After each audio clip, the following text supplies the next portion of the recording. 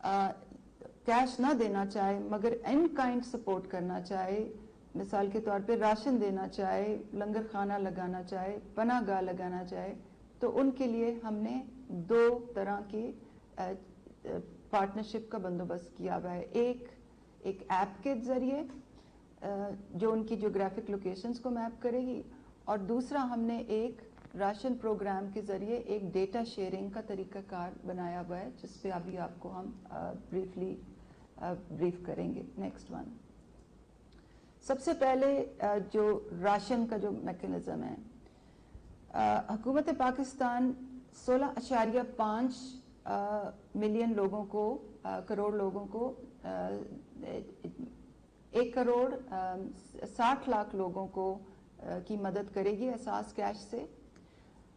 मगर हमारी 8171 स्कीम बंद हो जाने की वजह से और प्राइम मिनिस्टर्स पोर्टल को बंद हो जाने की वजह से कुछ ऐसे लोग हैं जो अभी भी मदद मांग रहे हैं। उसका तरीक़ाकार हमने ये निकाला है कि उनके लिए एक रजिस्ट्रेशन फॉर्म हमारी वेबसाइट पे मौजूद है। जब वो रजिस्टर करते हैं तो वो ये डिक्लेरेशन भी साइन करते हैं कि हम उनका डेटा जो है वो डोनर एंटिटीज से शेयर करेंगे। Next one please. उसी पोर्टल पे डोनर्स भी रजिस्टर करते हैं और वो अपनी तमाम तर कवायफ इस पे उनकी तफसीलात हमें देते हैं, और इसके साथ साथ वो हमें अपनी इलाका भी बताते हैं कि वो किस इलाके में लोगों को मदद करना चाहते हैं और कितने लोगों को मदद करना चाहते हैं। नेक्स्ट। इसके बाद जब हमारे पास दोनों इंफॉर्मेशन आ जाती हैं तो फिर हम बेनिफिशरीज का जो डेटा होता है, वो लोग जो 8171 और पीएम लेबर पोर्टल से के अलावा जिन लोगों का डेटा होता है वो ज्योग्राफी वाइज डोनर की प्रेफरेंस की ज्योग्राफी वाइज उनसे शेयर कर लेते हैं ताकि वो उनको राशन पहुंचा सकें। Next one. आज सुबह ही हमने मेमोरेंडा ऑफ अंडरस्टैंडिंग साइन किए हैं 4 ऑर्गेनाइजेशंस के साथ, और जो उनकी हमारे साथ कमिटमेंट है वो 10 मिलियन मील्स की है, और हमारी अपना अंदाज़ा ये है कि आज तो इस चीज़ का आगाज़ हुआ है और इंशाअल्लाह अब इसकी डोनर्स की इस प्रोग्राम में शमूलियत में बहुत तेज़ी आएगी। तो ये तो रहा पहली चीज़। नेक्स्ट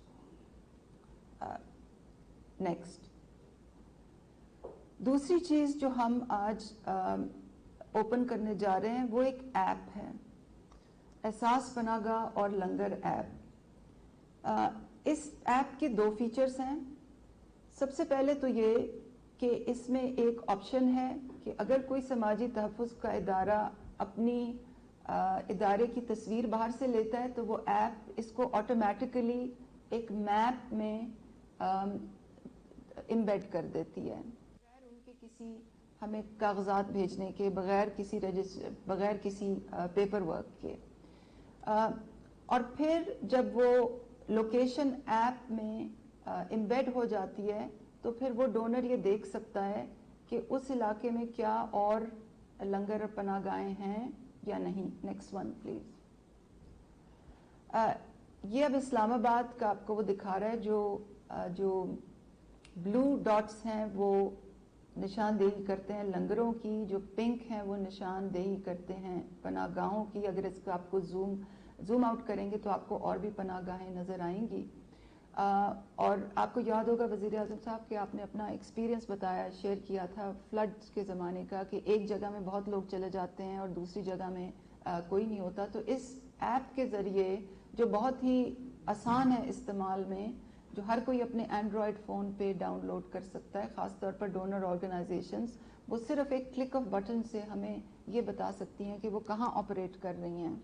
और जो लोग और लंगर और पनागाहें बनाना चाहते हैं या राशन डिस्ट्रीब्यूशन सेंटर्स बनाना चाहते हैं, उनको उन जगहों की निशानदेही हो जाएगी कि जहाँ पे कोई सर्विस नहीं है। तो ये कोऑर्डिनेशन के लिए एक टूल हम अवेलेबल कर रहे हैं जो कि वी फील बहुत ही अहम होगा।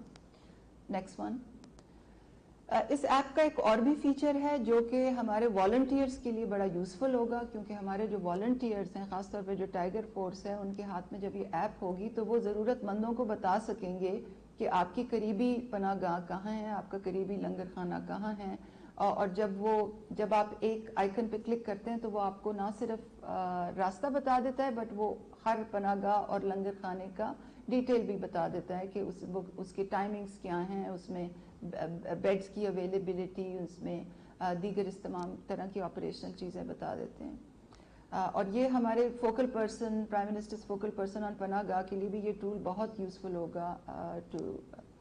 نیکسٹ جو تیسری جو آج جو چیز کا باقاعدہ آغاز ہو رہا ہے وہ prime ministers corona relief fund کی جو ویب سائٹ ہے اس کا باقاعدہ آغاز ہو رہا ہے. اس فنڈ کی جو فیوڈیشری سائڈ ہے، جو اس کی فیوڈیشری مینجمنٹ ہے for the government of Pakistan, وہ پیس ڈویژن کے پاس ہے. اس کی پرنسپل اکاؤنٹنگ آفیسر جو ہیں وہ سیکرٹری علی رضا بھٹا ہیں. اور ہم نے جیسے کہ آپ کو معلوم ہے پچھلی کابینہ کے سیشن میں ایک فنڈ سٹرکچر بھی ہم نے اپروو کرایا ہوا ہے. فنڈ کے کچھ چیئر آپ کرتے ہیں وزیر اعظم صاحب اور اس کے ممبران ہیں. اس کی پہلی جو میٹنگ ہے وہ انشاءاللہ جلد بلائی جائے گی. اور میں اپنی ٹیکنالوجی ٹیم کو بھی آپ کے سامنے اکنالج کرنا چاہتی ہوں کیونکہ یہ ایپ، یہ تمام پورٹلز جو ہیں انہوں نے ہی سنگل ہینڈڈلی بنایا ہے. تو اس کے ساتھ آپ کا بہت شکریہ کہ آپ رہنمائی کرتے رہتے ہیں. And we request you for your inspiring remarks. جی بسم اللہ الرحمن الرحیم. شکریہ ثانیہ، اور اچھا کہ آپ نے مجھے ڈونرز کے ساتھ موقع دیا بات کرنے کا. ایک تو ڈونرز آپ کے سامنے ہیں اور میں پھر سے جو ان پٹ بھی دی اس کا میں اب سب کا شکریہ ادا کرتا ہوں. لیکن ایک وہ ڈونرز ہیں جو پاکستان میں اس وقت بیٹھے ہیں، دیکھ رہے ہیں کہ پیسہ کدھر خرچ کرنا ہے. تو میں پہلے تو یہ وہ اب بات کر رہا ہے وہ پاکستان کا فنڈ ریزر جو کہ 30 سال سے پیسے اکٹھے کر رہا ہے پاکستان میں. تو مجھے پاکستان کی جو پاکستان کی قوم کا جو جذبہ ہے پیسہ دینے کا، شاید کوئی بھی نہیں اس کو پوری طرح سمجھتا جو میں سمجھتا ہوں. کیونکہ یہ میرے لیے بھی جب میں شروع ہوا پیسے اکٹھے کرنے تو یہ میرے لیے بھی ایک بڑا ایک عجیب میری زندگی میں ایک تجربہ تھا کہ میں سوچ کچھ اور رہا تھا اور ہوا کچھ اور. سوچ یہ رہا تھا کہ میں پاکستان کے اس اسکول میں گیا جدھر سب سے امیر پاکستانی پڑھتے تھے. تو میں تو سمجھ رہا تھا کہ ادھر سے پیسہ میں اکٹھا کر لوں گا کیونکہ سارے امیر لوگ تھے. لیکن آخر میں پیسہ مجھے عام لوگوں نے دیا.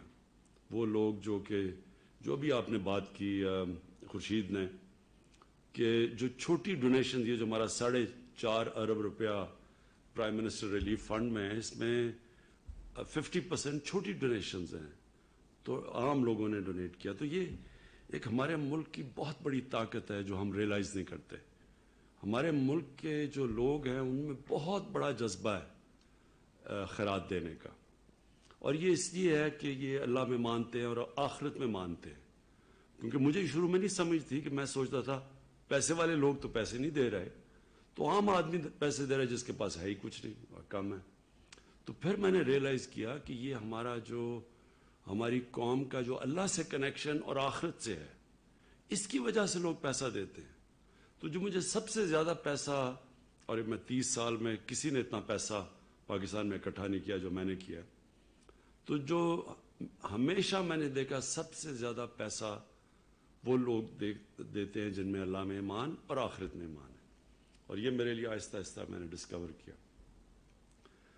جب پاکستانی قوم کا کبھی بھی کوئی چیلنج آیا، ایک تو میں نے جب لوگوں کے پاس کیا کہ کوئی کینسر ہاسپٹل ہی ہمارے ملک میں، کینسر کا مریض اتنا مہنگا علاج افورڈ کر ہی نہیں سکتا عام آدمی، تو اس کے لیے ایک ایسا ہاسپٹل چاہیے کہ پیسے والے لوگ بھی باہر نہ جائیں اور جو یہاں ہیں ان کو بھی، بیچارے غریب لوگوں کو جو افورڈ نہیں کر سکتے ان کا مفت علاج ہو. بڑا چیلنج تھا. یہ کہیں بھی دنیا کے اندر یہ ایکسپیریمنٹ کامیاب نہیں ہو جو شوکت خانہ میں. لوگ ریلائز نہیں کرتے کہ یہ ایک معجزہ ہے کہ کینسر ہاسپٹل جدھر سب سے مہنگا علاج ہے وہاں 75% مریضوں کا مفت ہر سال علاج ہوتا ہے. اور وہ علاج ہوتا ہے جو کہ ڈیولپڈ ملکوں کے کینسر ہاسپٹلز وہ افورڈ نہیں کر سکتے کہ کہ 75% مریضوں کا مفت کینسر کا علاج کرے. تو وہ اس لیے ہوتا ہے کہ انہی لوگوں نے کینسر ہاسپٹل بنایا پاکستانیوں نے, اور یہی لوگ اس کو چلا رہے ہیں.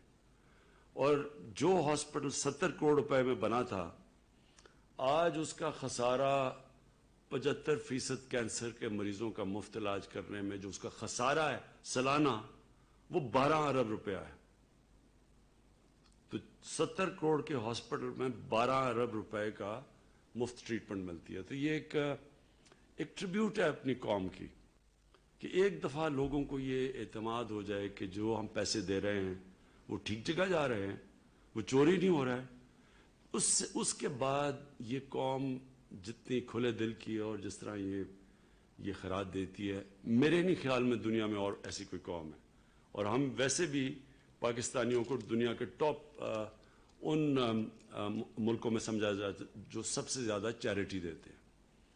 تو اب میں اپنا دوسرا تجربہ آپ کو بتاتا ہوں کہ جب زلزلہ آیا 2005 میں اور فلڈ آیا 2010 میں. فلڈ آیا تو میں نے وہ سارا جو علاقے دیکھے نیچے تک دریائے سندھ کے ساتھ, وہاں بھی لوگوں کی کمی نہیں تھی. لیکن پرابلم میں نے ایک چیز دیکھی کہ ایک جگہ ساری دنیا پہنچ جاتی تھی جب پتہ چلتا تھا, مثلا بالا کوٹ پتہ چلا جی بالا کوٹ بالکل ڈسٹروائے ہو گیا. تو مجھے یاد ہے میں دوسرے دن جب بالا کوٹ کیا تو 3 میل کا ٹریفک جام تھا بالا کوٹ. 3 میل تک لوگ گاڑیوں میں سامان لے کے جا رہے تھے دینے کے لیے. اور پھر جب میں نے زیادہ اسی زلزلے کے علاقوں میں پھرا تو پتہ چلا یہ کہ جدھر تو لوگوں کو سنتے تھے سنی سنائی باتوں پہ, وہاں تو لوگ پہنچ جاتے تھے. لیکن جدھر نئی لوگوں کو پتہ چلتا تھا وہاں بےچارے لوگ بھوکے, کوئی گاڑیاں لوٹ رہے ہیں, وہ بےچارے بھوک سے برے حال تھے. اور یہ ایگزیکٹلی یہی چیز ہوئی فلڈز کے اندر کہ ایک طرف فلڈز میں سارے اتنا سامان لوگوں کو دے دیا کہ وہ بیچنا شروع ہو گئے, اور دوسری طرف بےچارے لوگ بھوکے تھے. تو تب میں نے فیصلہ کیا اور میں نے ڈاکٹر ثانیہ کو کہا کہ یہ جو اب کرونا کی وجہ سے جو لاک ڈاؤن ہوا ہے, یہ لاک ڈاؤن نے جو سچویشن کریٹ کی ہے یہ انپریسیڈنٹڈ سچویشن ہے. ایسا دنیا نے کبھی اس طرح کی سچویشن نہیں دیکھی. ہمیں تو چھوڑیں, ہم تو پہلے ہمارے مشکل حالات سے نکل رہے تھے, لیکن اگر آپ دنیا میں دیکھیں, امریکہ جیسے ملک میں میل لمبے کیوز بنے ہوئے ہیں, گاڑیوں میں لوگ کھڑے ہیں کھانا لینے کے لیے, خیرات لینے کے لیے. امریکہ جو دنیا کا سب سے امیر ملک ہے, کیونکہ یہ کبھی ایسی ہوا ہی نہیں دنیا میں. اٹلی کے اندر لوگ بےچارے بھوکے ہیں, لوگوں کو کھانے دیا جا رہے ہیں. تو ہمارے ملک میں تو ہونا ہی تھا, جیسے ایک دم بند کیا ملک. اور بشیر صاحب آپ نے کہا میرے سے اگر وہ پوچھ لیتے صوبے تو میں کبھی اس طرح کا لاک ڈاؤن نہ ہونے دیتا, کیونکہ جب آپ لاک ڈاؤن کرتے ہیں تو پہلے آپ کو یہ سوچنا چاہیے کہ ہمارے لاک ڈاؤن سے معاشرے کے مختلف لوگوں کے اوپر کیا اثرات آئیں گے. تو جب تک آپ یہ نہ سوچیں کہ جو بیچارہ دہاڑی دار ہے, جو غریب آدمی ہے, جو چھابڑی والا ہے, جس کا جو کمائی کرتا ہے تو بچے کھاتے ہیں گھر پہ, تو جب آپ نے ان کا روزگار لے لیا تو ان کے گھر والوں کو کیا بنے گا. جب تک آپ یہ نہیں سوچتے آپ کو پورا لاک ڈاؤن نہیں کرنا چاہیے تھا. لیکن ایک دم ایک پینک سی ہو گئی, سب نے فیصلہ کیا جی وبا پھیل رہی ہے. وہ یورپ میں دیکھ رہے تھے, ان کو دیکھتے دیکھتے اب یورپ کے اور حالات تھے, ووہان سٹی چائنا میں اور حالات ہیں, ہمارے حالات ہی اور تھے, لیکن ہم نے سخت لاک ڈاؤن کر دیا. شکر ہے میری بات سن لی. اس کے بعد حالانکہ میرے پر بڑی تنقید ہوئی کہ جی دیکھیں ہندوستان میں اس نے نریندر مودی نے کر دیا لاک ڈاؤن, اس نے وہ لاک ڈاؤن کیا جو لوگ میرے سے توقع کر رہے تھے میں کروں. اللہ کا شکر ہے میں نے پریشر ریزسٹ کیا اور نہیں کیا وہ. آج ہندوستان کے اندر جو غربت پھیلی ہے کوئی اندازہ ہی نہیں لگا سکتا کہ کتنے لوگوں کا کیا حال بنا ہے. 34% جو ریسرچ آئی ہے, 34% عوام اس وقت یا بھوکی ہے یا بیماریوں کی طرف جا رہی ہے یا بھوک کی طرف سے اس غربت پہ جا رہی ہے جو کچلے جا رہے ہیں غریب لوگ. تو ہم نے وہ لاک ڈاؤن کیا, لیکن اس کے باہر اثرات ہیں, اور اثرات یہ ہیں بالکل جو ابھی محمد علی طبع نے بات کی کہ سروس سیکٹر جو ہے وہ بالکل تباہ ہو گیا. ہوٹلز بند, شادیاں ہال بند, جو بھی کھانے پینے, ایک بہت بڑا سیکٹر 30% پاکستان سروس سیکٹر ہے.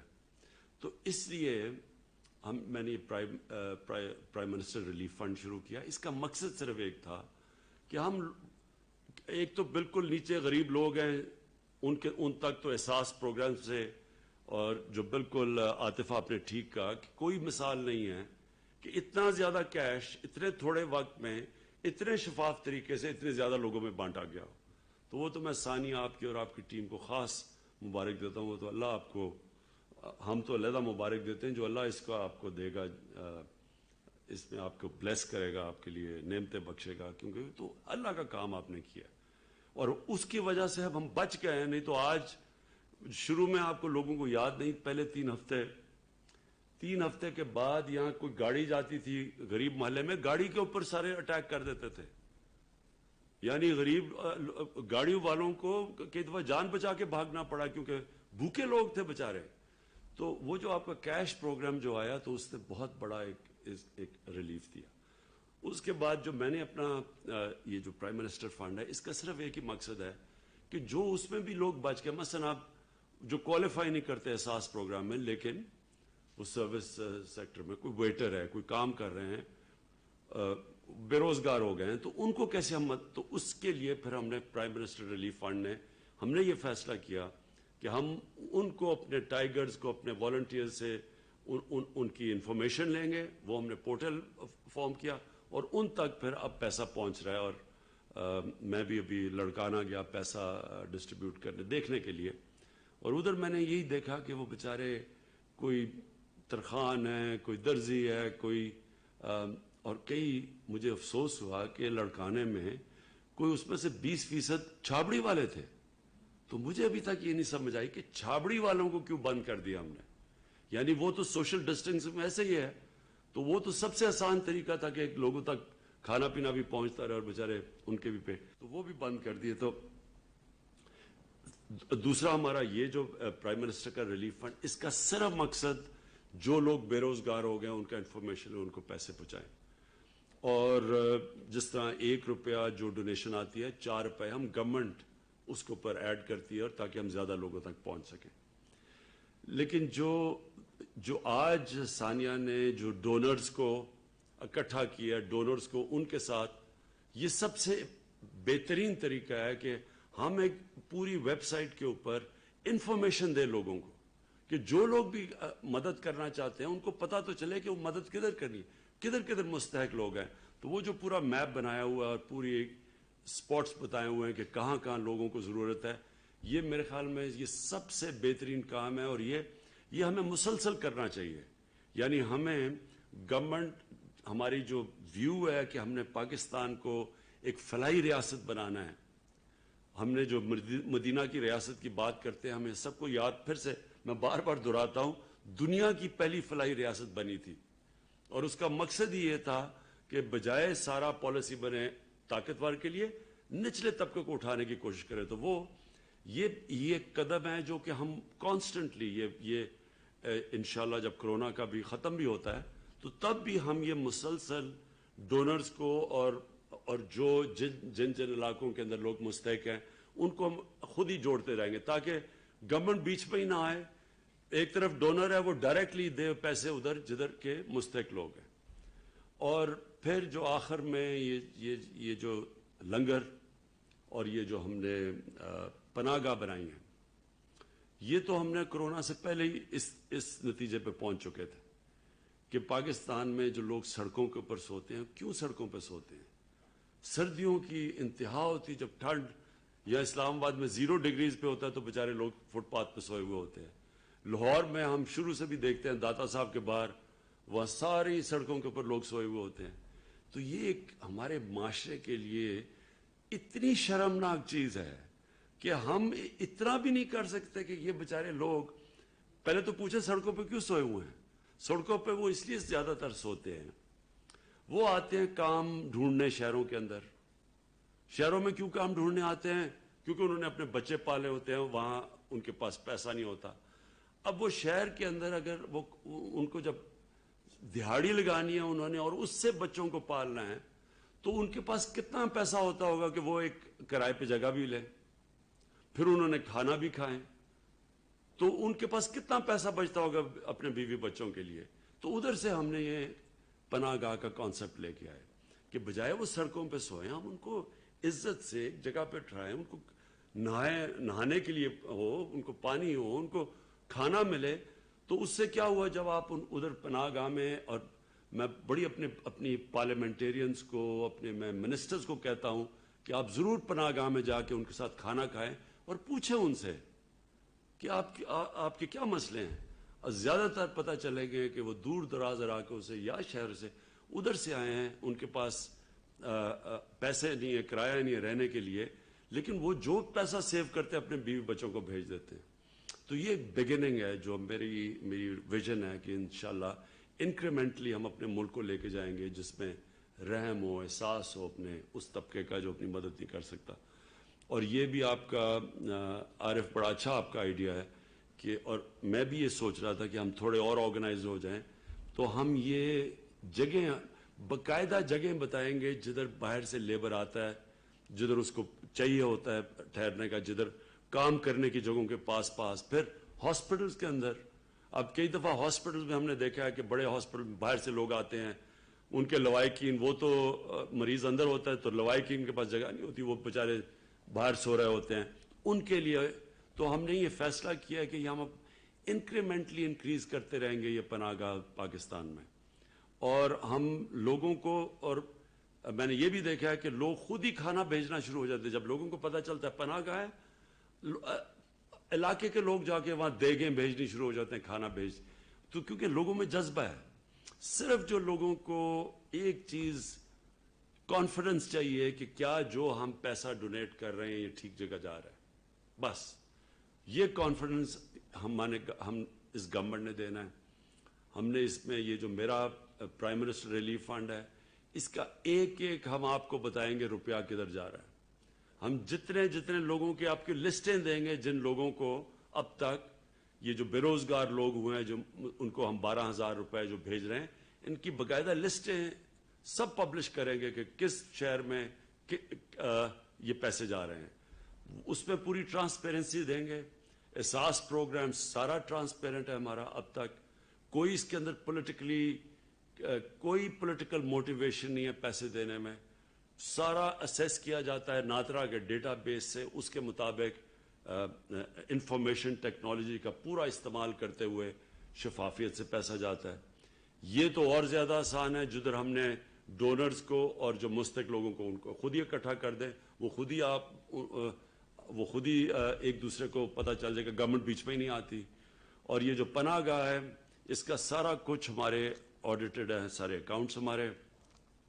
इसमें हम बिल्कुल ये अच्छा आइडिया कि अगर हम आहिस्ता आहिस्ता जब ज्यादा इनको आइडेंटिफाई कर लें स्पॉट्स जिधर पनाहगाह की जरूरत है, तो उधर हम कई जगह पे गवर्नमेंट जिधर समझती है कोई डोनर आना चाहे तो उनको फिर कहेंगे कि वो डायरेक्टली स्पॉन्सर कर दें एक पनाहगाह।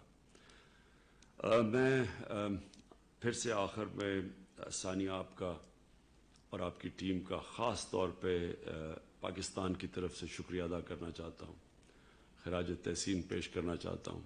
अल्लाह का काम किया आपने। आज हमारे अगर हालात हिंदुस्तान की तरह इतने बुरे नहीं हैं, तो उसमें एक वजह बहुत बड़ी आपके एहसास प्रोग्राम की है, और दूसरी ये कि शुक्र है हमने उस तरह का जो हिंदुस्तान में नरेंद्र मोदी ने जिस तरह का कर्फ्यू नहीं लगाया, हमने वो नहीं किया, ताकि हमने फिर भी नीचे चलने दिया, काम कंस्ट्रक्शन शुरू कर दी। अभी भी मेरे ख्याल में जो जिधर अभी जब अगला ये जो हमारा साल है, इसमें चैलेंज सिर्फ हमारा ये है कि हम कैसे लोगों को काम पे भी अपने कारोबार भी करते रहें, उनको रोजगार भी मिलता रहे, और साथ साथ कैसे लोगों को एहसास दिलवाएं कि आपको ये इन शराइत के मुताबिक, इन कंडीशंस, इन SOPs के मुताबिक आपको काम करना है, आपके लिए। ये एक पूरा प्रोसेस है। अब हम पूरी इसके ऊपर कैंपेन चलने लगी है, एक मीडिया कैंपेन। अपने जो वॉलंटियर्स हमारी टाइगर फोर्स है, उनको अब हम जगह जगह भेजने लगे हैं। पूरा इंफॉर्मेशन टेक्नोलॉजी का इस्तेमाल करते हुए हॉटस्पॉट्स पे पहुंच गए हैं कि स्पेसिफिक जगहों के ऊपर हम रोकेंगे इसके फैलने से।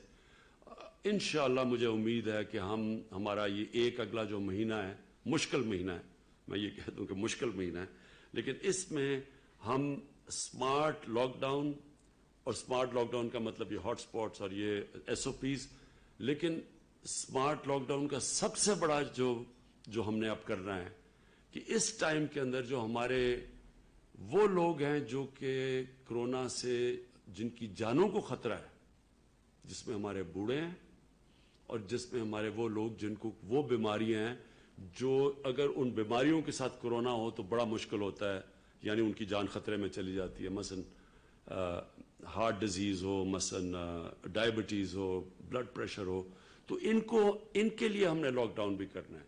इनको कह रहे हैं कि आप इनकी खास अपनी एहतियात करें। अगर हम इनको बचा गए तो फिर कोरोना का वो इफेक्ट नहीं होगा जो हमने देखा कि दुनिया के और मुल्कों में, अमेरिका में हुआ है।